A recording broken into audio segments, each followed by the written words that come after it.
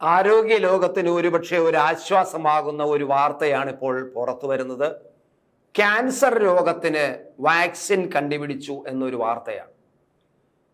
ആ വാർത്തയുടെ തലക്കെട്ട് കേട്ടപ്പോൾ തന്നെ ഞാൻ വല്ലാതെ അതൊന്ന് ഓടിച്ച് വായിക്കാൻ തോന്നി. അതിനകത്ത് കൂടുതൽ എന്തെങ്കിലും വിശദാംശങ്ങൾ ഉണ്ടോ എന്ന് ഞാൻ ഒരുപാട് പരതുകയും ചെയ്തു. അതുമായി ബന്ധപ്പെട്ട മറ്റു വാർത്തകൾ മറ്റേതെങ്കിലും മാധ്യമങ്ങളിലോ ഓൺലൈനുകളിലോ ചാനലുകളിലോ വന്നിട്ടുണ്ടോ എന്ന് ഞാൻ പരിശോധിക്കുകയും ചെയ്തു. കാരണം ക്യാൻസർ രോഗത്തിനൊരു വാക്സിൻ വന്നു എന്നുള്ള ഒരു വാർത്തയ്ക്ക് കൂടുതൽ വിശദാംശങ്ങൾ കിട്ടുമോ എന്നാണ് ഞാൻ നോക്കിയത്. കാരണം നമ്മുടെ നാട്ടിൽ നമ്മളെ ഏറ്റവും അധികം ഇപ്പോൾ ഭയന്നിരിക്കുന്ന ഒരു രോഗമാണ് ക്യാൻസർ. സർവ്വവ്യാപകമായിരിക്കുന്നു ക്യാൻസർ എന്ന രോഗം. ആർക്ക് എപ്പോൾ എങ്ങനെ പിടിപെടും എന്ന് കണക്കില്ല. നമ്മുടെ തിരുവനന്തപുരത്തെ RCCയിൽ ഒന്ന് പോയാൽ മനസ്സ് തകർന്നു പോകാത്തവരായി മനുഷ്യനായി ജനിച്ചവരാർക്കും കഴിയില്ല. കൊച്ചു കുട്ടികൾ, നമ്മൾ പൈതങ്ങൾ, നമ്മളെ പിഞ്ചു കുഞ്ഞുങ്ങൾ തല മൊട്ടയടിച്ച് അങ്ങനെ അവിടെ വന്നിരിക്കുന്ന റേഡിയേഷൻ വേണ്ടി വന്നിരിക്കുന്നത് കാണുമ്പോൾ നമ്മൾ വല്ലാതെ വേദനിച്ചു പോകുന്നുണ്ട്. ഭഗവാനെ, ദൈവമേ നമ്മൾ വിളിച്ചു പോകുന്നുണ്ട്. നമ്മൾ ഇത്രയും പ്രായം വരെ വലിയ കുഴപ്പമില്ലാതെ എത്തിയത് എന്തൊക്കെയോ നമ്മുടെ മുൻ തലമുറയും നമ്മളുമൊക്കെ ചെയ്ത എന്തോ പുണ്യം കൊണ്ടാണ് നമ്മൾ അറിയാതെ പറഞ്ഞു പോകുന്ന ആ നിമിഷങ്ങളിലാണ്. അത്ര ഗുരുതരമാണ് നമ്മുടെ നാട്ടിലെ ക്യാൻസർ രോഗങ്ങൾ. സ്ത്രീകൾക്ക് വളരെ വളരെ ഗുരുതരമായ ഈ ക്യാൻസറുകൾ വരുന്നുണ്ട്. സ്ത്രീകൾ പലതും അറിയുന്നില്ല. പ്രത്യേകിച്ച് അവർക്ക് ഗർഭാശയ സംബന്ധമായ ക്യാൻസറും അവർക്ക് ബ്രസ്റ്റിലെ ക്യാൻസറുമാണ് ഏറ്റവും പ്രധാനമായിട്ട് സംഭവിക്കുന്നത്. അവർ ചെറിയ രീതിയിലൊക്കെ എന്തെങ്കിലുമൊക്കെ ഉണ്ടെങ്കിൽ വീട്ടുകാരോട് പറയാറില്ല, ബന്ധുക്കളോട് പറയാറില്ല. അവർ അത് കൊണ്ട് നടന്ന് വീട്ടുജോലിയും ചെയ്ത് കുട്ടികളുടെ കാര്യവും നോക്കി ഭർത്താവിൻ്റെ കാര്യവും നോക്കി വീട്ടുകാര്യങ്ങളും നോക്കി അവരിങ്ങനെ പോകും. അവസാനം നിവർത്തിയില്ലാതെ വരുമ്പോൾ അവരെ കൊണ്ട് മുന്നോട്ട് പോകാൻ കഴിയാതെ വരുമ്പോഴാണ് അവർ അടുത്തുള്ള ബന്ധുക്കളോടോ ഭർത്താവിനോടോ മറ്റാരോടെങ്കിലും പറയുന്നത്. അപ്പോഴേക്കും ഈ രോഗം വളരെ ഗുരുതരമായിരിക്കും. അപ്പോൾ സത്യത്തിൽ ഈ ക്യാൻസർ രോഗം എന്തുകൊണ്ട് വരുന്നു, എങ്ങനെ സംഭവിക്കുന്നു എന്നൊക്കെ നമ്മൾ കൂടുതൽ ചർച്ച ചെയ്തു പോയാൽ ഒരുപാട് വിഷയങ്ങളുണ്ട്. ഇപ്പോൾ പുകവലി വലിയ അർബുദത്തിന് കാരണമാണ് നമ്മൾ സിനിമ കാണുമ്പോൾ എപ്പോഴും കേൾക്കുന്നതാണ്. ഒരു കാര്യം ശരി തന്നെയാണ്. മദ്യപാനം അതുപോലെ തന്നെയാണ്. അതുപോലെ ലഹരി ഉൽപ്പന്നങ്ങൾ ചവയ്ക്കുന്നത്, പാൻ പരാഗ് പോലുള്ള ചവയ്ക്കുന്നത് ഒക്കെ ക്യാൻസറിന് കാരണമാകുന്നു. അതൊക്കെ കവിളിലും മറ്റുമൊക്കെ വരുന്ന ക്യാൻസറാണ്. പക്ഷേ ശരീരത്തിൻ്റെ ഉള്ളിൽ ആമാശയത്തിൽ, വൻകുടലിൽ, മലദ്വാരത്തിൽ ഒക്കെ ക്യാൻസർ വരുന്നത് എന്തുകൊണ്ടാണ്? ശ്വാസകോശത്തിൽ ക്യാൻസർ വരുന്നത് ഒരുപക്ഷെ പുകവലിക്കുന്നത് കൊണ്ടായിരിക്കാം. പക്ഷെ എൻ്റെ അനുഭവത്തിൽ ഇതൊന്നും ചെയ്യാത്ത, അതായത് പുകവലിക്കുകയോ മദ്യപിക്കുകയോ അനാവശ്യമായി വാരിക്കോരി തിന്നുകയോ ചെയ്യാത്ത പലർക്കും ക്യാൻസർ വരുന്ന അനുഭവങ്ങളുണ്ട്. എൻ്റെ ഒരു സുഹൃത്ത് ഈ അടുത്ത കാലത്ത്, ഒരു മാധ്യമ പ്രവർത്തകൻ, ഒരു പത്രത്തിൽ വളരെ വർഷങ്ങൾ കൊണ്ട് ഞങ്ങൾ ഒരുമിച്ച് പ്രവർത്തിച്ചവരാണ്. അദ്ദേഹം ഒരു പത്രത്തിലും ഞാൻ വേറൊരു പത്രത്തിലുമാണ് പ്രവർത്തിച്ചെങ്കിൽ ഞങ്ങൾ ഒരുമിച്ച് പലപ്പോഴും വാർത്തകളുടെ കാര്യങ്ങൾ തമ്മിൽ ചർച്ച ചെയ്യാറുണ്ട്, ആശയവിനിമയം നടത്താറുണ്ട്, തമ്മിൽ കാണാറുണ്ട്. പ്രസ് ക്ലബ്ബിൽ വെച്ച് കാണുമ്പോൾ ഞങ്ങൾ പരസ്പരം കുടുംബകാര്യങ്ങൾ ചർച്ച ചെയ്യാറുണ്ട്. പക്ഷെ എന്നെക്കാളും പ്രായം കുറഞ്ഞ ഒരു ആളാണ് വിജയകുമാർ, ദേശാഭിമാനിയിൽ വർക്ക് ചെയ്യുന്ന.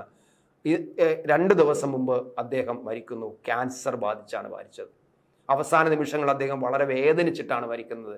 അദ്ദേഹം പറഞ്ഞത്, സുഹൃത്തുക്കളോടും നമ്മളോടൊക്കെ പറഞ്ഞത്, എൻ്റെ ശരീരത്തിൽ വേദനയില്ലാത്ത 1 ഇഞ്ച് പ്രദേശമില്ലെന്നാണ്.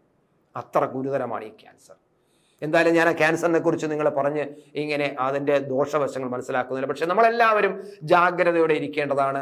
ഒരു ചെറിയ തുടക്കം തന്നെ അതിൻ്റെ എന്തെങ്കിലും ആണെന്ന് നമ്മൾ മനസ്സിലാക്കി കഴിഞ്ഞാൽ ഉടൻ തന്നെ പരിശോധന നടത്തേണ്ടതാണ്. നമ്മൾ RCCയിലെ പ്രമുഖരായ, നമ്മുടെ വേണ്ടപ്പെട്ട പ്രിയപ്പെട്ടവരായ എൻ്റെ സുഹൃത്തുക്കളായ പല ഡോക്ടർമാരും RCCയിലുണ്ട്. അവരൊക്കെ പറയുന്നത്, നിങ്ങൾ തുടക്കത്തിൽ നിങ്ങൾക്ക് എന്തെങ്കിലും സമയത്ത് നേരെ ഇഞ്ഞ് വരിക, നമുക്ക് മാക്സിമം നമുക്ക് അത് ക്യാൻസറിനെ ഇല്ലാതാക്കാൻ കഴിയും. പക്ഷേ എത്രമാത്രം കഴിയുമെന്നുള്ളത് മറ്റൊരു കാര്യം. ചികിത്സിച്ച് കഴിയുമ്പോഴേ പറയാൻ പറ്റൂ, അല്ലാതെ ഒന്നും പറയാൻ പറ്റില്ല. അതാണ് ക്യാൻസർ എന്ന് പറയുന്നത്. നമ്മുടെ ശരീരത്തിലെ കോശങ്ങളെ ഇങ്ങനെ കാർന്നു തിന്നുന്ന, നശിപ്പിച്ച് ആദ്യം ഒരു സ്ഥലത്ത് വരികയും പിന്നെ അത് പടരുകയും ചെയ്യുന്നു.